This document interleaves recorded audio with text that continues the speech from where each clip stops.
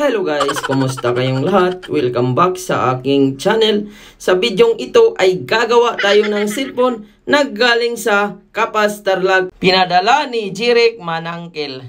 So, ang naging issue po pala nito ay grabe ang dami pong issue. Panoorin na lang ang full video. So, ayan guys, buksan muna natin para makita natin ang problema. So, ang lagayan po pala nito ay nakalagay sa Infinix na box. So, ang loob po pala nito, ang model ng gagawin natin ay Poco F2 Pro. So, ayan, ito po yung naging unang issue niya. Basag ang likod. So, in-order po yan ng may-ari at isinabay niya para mapalitan ang likod. So, ayan, ang likod po pala ay basag. So, kung napapansin niyo po, grabe po ang angat. So, panoorin niyo po yan mamaya bakit umangat. So, ayan, nag-on naman po ang unit niya pero ang naging issue ito, hindi daw nagcha-charge hanggang 25% lang. Kahit magdamag, hindi pa rin napupuno. Ayan guys, nakikita po yung charging percentage. Pero ang naging issue na hindi nagdadagdag. Pero napansin ko po yung takip niya. Grabe ano po kayang ginamit na dikit dito. So mamaya makikita niyo po kung ano pong ginamit na dikit. So ito po yung back glass niya. So kailangan po niya papalitan. Sinama na po niya. Siya na po ang bumili niyan sa online. So para maisabay at maibalik yung dati niyang anyo na wala nang basag. So ayan, sobrang angat po ng takip. Bakit po kaya yan umangat? So, grabe po ang daming sira nito nung after ito na ayos. So, ayan, kung napapansin nyo po, nawala po yung charge. Ayan, kung napapansin nyo, nalulubat siya, hindi nagdadagdag. So, yun po ang naging issue nito, hindi nagdadagdag. Ayan, hanggang nawala ang charging percentage. Kidlat na lang. So, ibig sabihin, may problema ang charging. So, ayan, kung napapansin nyo po, nagre-red naman. Lumalabas naman ang kidlat pero hindi talaga nagdadagdag. So buksan na po natin at panoorin hanggang sa dulo ng video kung ano po ang pinalitan dito para maging normal. So ayan, binuksan ko muna, ginamitan ko siya ng metal. Kasi grabe po ang dikit na nilagay dito. Sobrang kapal. Ayan, kung napapansin nyo po guys, ginamitan ko po siya ng hot air dahil ang dikit po na nilagay dito. Grabe, ang tigas talaga niya tanggalin.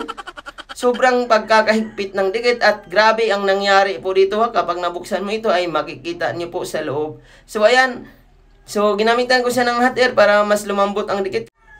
So ayan guys, kung napapansin niyo po ang dikit tampo na nilagay dito ay wala nang tanggalan kasi pag tinanggal talaga ay madudurog siya. So ayan, sobrang kapal talaga ng dikit. Hindi ko alam, parang bubble gum siya na. Sobrang kapal talaga paikot. So, dapat sa mga tips ko sa mga nagkakabit ng mga ganito, pwede naman double adhesive, double sided tape, or T7000. So, sa ginawa doon, parang bubble gum na. So, ayan.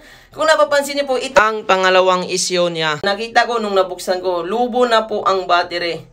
So, ayan. Kung napapansin niyo po, kung pisil-pisilin po natin yan mamaya, ayan. Nakikita po yung, kung napapansin, nakikita niyo po na medyo angat ang gilid-gilid. So, kapag ilagay po natin ang takip din mamaya, kagaya kanina na umangat talaga. Dahil ang battery pala ay lumubo na. So, ayan, kahit linisan ko, tanggalin ko yung dikit at ipit ko yung bagong takip. So, ganyan po kapal ng dikit ang nilagay dito. So, nakita nyo naman, naputol siya. Grabe talaga, sobrang kapal ng dikit. At sinubukan ko ilapat ang takip. Umaangat talaga ang takip. So, ibig sabihin, ang battery nito kailangan din palitan para ma-fix natin. Kasi kung napapansin niyo po, pag pinipisil natin, ang battery niya ay meron ng hangin sa loob. So, una, tagalin muna natin ang screw at mag-shoutout tayo. Ito, ayan, at sa lahat ng ating viewers na nanonood, shoutout po sa inyong lahat. At sa gusto magpa-shoutout, comment lang po kayo sa video. So, ayan guys, natanggal na po natin. Ayan. So, ang una ko pong ginawa dito ay yung pinaka-charging niya na hindi nagdadagdag. So, wala po yung connected sa battery ang charging. Kahit lumubo po yan, dapat nagdadagdag. So, ayan, kung napapansin niyo po, pag pinipisil-pisil natin, parang may hangin na talaga ang battery niya sa loob. Makapal na siya. At kapag ilagay natin ang takip, ay possible na mabasag din yun. So, ayan guys, ang una ko pong ginawa dito para mag-normal ang charging at bumalik sa fast charging ay ginamper ko po ang linya. So, madalas po pala nito, sa mga hindi nakakalam, maraming nagpalit ng flex at bumabalik talaga ang sira kasi kailangan talaga ang i-jumper. So, ayan guys, ang linya niya ay tinester ko. So, isang linya lang po ang kukunin natin yung positive line. So, dulo-dulo po ang linya nito. So, yun lang po ang gagawin. Meron na po ako mga video nito na upload pero ito, nawala po yung salita. So ngayon nagsalita na po tayo para mas maintindihan ng ating viewers. So, madalas talaga kahit palitan nila ng flex ay bumabalik ang sira. So, kagaya nito, na DIY na rin pala ito ng may-ari. So, mamaya malaman niyo po kung ano pong nilagay nung DIY. So, ayan. So, ginamitan ko po siya ng jumper para magtugma ang linya ng positive at para bumalik sa normal. Kasi madalas ito, yung iba, pinapalitan ng flex. So, marami na rin pong nagpagawa sa akin. Napalitan nila ng flex pero bumalik din ang sira. So, ang ginawa ko, ginamper ko, pero wala na akong nabalitaan ngayon na nagloko pa ang charging. So, matagal na po ginagawa. So, lagi ko pong ginagawa ng ganito. Hindi po ako nagpapalit ng flex. Ang ginagawa ko ay ginajumperan ko lang ang positive line. Kasi madalas po yan, kahit palitan mo ng flex ay lumuluwag talaga ang pinakalinya niya sa board. Minsan kapag lumuwag or napingas ng gunti at umangat ang flex ay talagang hindi na magkakarga, mabagal na. So kagaya nito, nakadirect na po ang charging at hindi na po yan basta-basta mag-slow charging. So ayan, lagyan nyo rin po siya ng konting allowance ang pinaka-jumper para hindi siya maputol kapag nababagsak. So ayan, pinaka-the best technique po talaga ang mga ganitong gawaan. Tested po ito back to quick charging or fast charging. So, ayan guys, huwag po kayong kukurap. Itis na po natin kung gumana ba yung ginawa natin. Kanina, nakita po ang 1% at bigla na wala ang laman. At ngayon, ito na po ang kalalabasan. Bigla po nag 4%. So, ibig sabihin, normal na po ang paggawa nito. Nakikita na po ang charging percentage. So, tingnan natin kung magdagdag pa ba ito. So, habang ini-screw natin, ayan. So, tinatago natin yung jumper. Nilagay natin ng kunting allowance. So, para yung gilid-gilid po ang lagyan nyo ng allowance para pag nahatak-hatak ay mayroon siyang allowance. So, ayan. Gumamit din po ako dito ng tape para takpan natin yung lumabas na jumper para hindi mag-short. So, wala namang short ang jumper. So, ayan, 4% po siya. At ito po yung sinasabi na DIY ng may-ari, nilagyan ng dikit.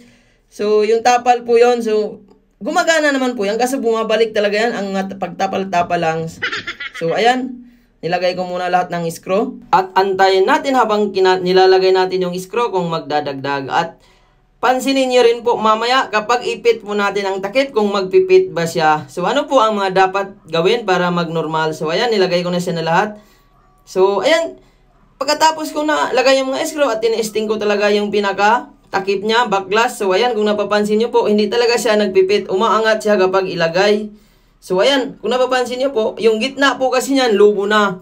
Ngayon, kapag ipihit natin yan, ay mababasag lang po yung pinaka back glass niya, yung bagong bili lang ng may-ari. So, ito po sa paggawa nito, nilibre ko lang pala ang paggawa ng takip niya. So, dinikit ko na po siya, pinipray ko na. Pero, hindi ko po ito maipit kung hindi papalitan ng bagong battery. So, ayan, nag-order din po ako ng bagong battery.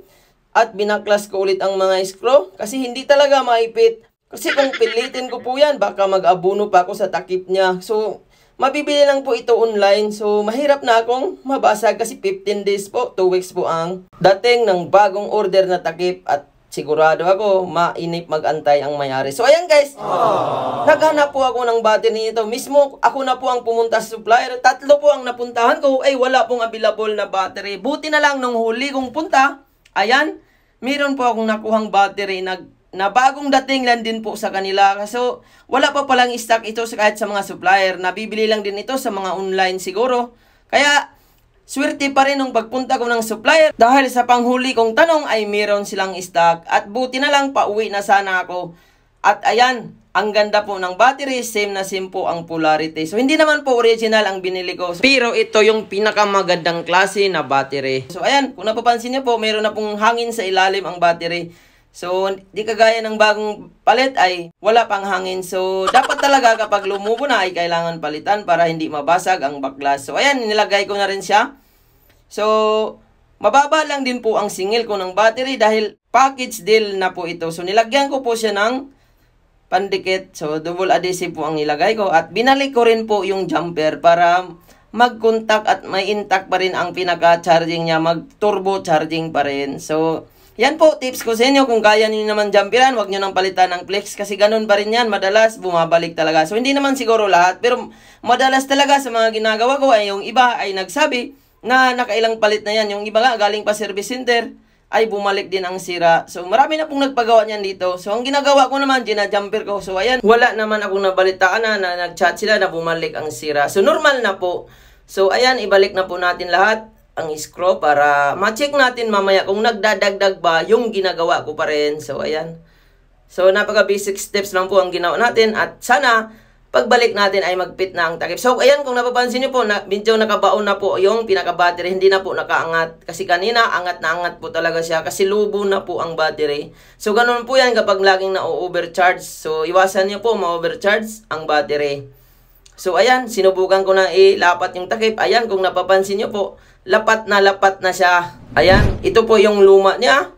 Ay meron pa tayong ililipat. So, ayan, ito po yung mga dikit-dikit ng lumang takip. So, wag po kayong gumamit ng makapal na dikit kasi talagang aangat din yan kasi makapal talaga ang dikit na nilagay. So, ayan, tinanggal ko muna yung camera lens.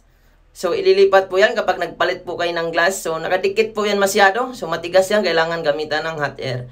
So, ayan. So, wag nyo pong hawakan ang ilalim kasi possible na lumalabo yan. So, nilagyan ko siya ng dikit. T7000 po ang ginamit ko sa back glass camera. So, ayan. So, ilapat na po natin. So, madali lang po maglapat. Ganun lang kasimple. So, wala na po tayong ibang ililipat. Yung flash na nandoon na po nakadikit sa ilalim. So, ayan. Gumamit ako ng T7000 pang dikit ng pinaka-glass para mas dikit na dikit talaga siya at makikita natin mamaya sa dulo ng video kung fitted ba yung ginawa natin. So, ayan, nilinis ko muna. So, bago nyo lagyan ng guma, linisin nyo muna yung pinaka-dikit-dikit. So, ayan. So, nilagyan ko siya ng guma at tinanggal ko po ito sa loob ng 1 hour. So, ayan. Kung napapansin nyo po, 5 guma po ang ginamit ko dito lahat. So, ayan, nilinis ko rin muna yung pinaka-lens ng camera para mamaya. So, hindi ko po ito na-test ang camera dahil mayroon pong password. So, hindi ko na po hiningi dahil personal use po yan. So, ayan. So, gumamit ako ng thinner. Ayan. So, para malinis ang mga dikit-dikit na sobra sa gilid-gilid. So, ayan. Kung napapansin nyo po, fitted talaga siya. Hindi kagaya kanina. Sobrang angat. So, ayan. Sinarge ko muna siya. At inobserbahan ko kung nagdadagdag pa rin siya kagaya kanina nung hindi pa natin pinalitan ng battery. So, ayan guys. Magbabalik po tayo after 1 hour. So, hindi po 1 hour po ito na chinarge ko kasi tinanggal ko po ang charge dahil marami pong nagpapagawa. Pero 1 hour ko po tinanggal ang guma. So, ayan, nilinis ko siya ulit. So, mamaya, tingnan natin kung fit na ba ang likod niya. So, ayan, kintab ng takip niya. So, bagong bili po yan ng may-ari. So, glass din po ang takip na brand new. So, meron namang iba nito, plastic lang. So, yun po yung mumurahin. So, ito siguro may kamahalan to na sa mga 300 plus din siguro ang takip. So, ayan. Ito po yung kalalabasan. So, yung pinaka-backcase niya ay nakadikit na talaga at kintab na kintab. So, ayan, inon ko na po siya at tingnan natin kung normal, kung responsive ba lahat. So, ayan, ang tinisting ko lahat, pati charging, ayan. Hindi ko na po hiningi ang password, na quick charging na po pala siya. So, ayan, ibig sabihin, fast charging na. So, ayan, yung volume, good. So, hindi ko na tinisting ang camera kung malinaw pa ba kasi hindi naman natin ginalaw ang camera dyan. So, ibig sabihin, okay pa rin yan. So, ayan, yan na po yung finished product natin. Na-solve na po natin ang lahat ng issue, ang takip, ang charging, at battery. So, yun lang guys. Sana nakakuha kayo ng idea sa paggawa ng ganitong problema. Huwag nyo pong kalimutan mag-like, mag-share, at mag-subscribe. At paki-follow ng aking FB page, Julfon TV Official New Page. Maraming salamat po sa inyong panonood.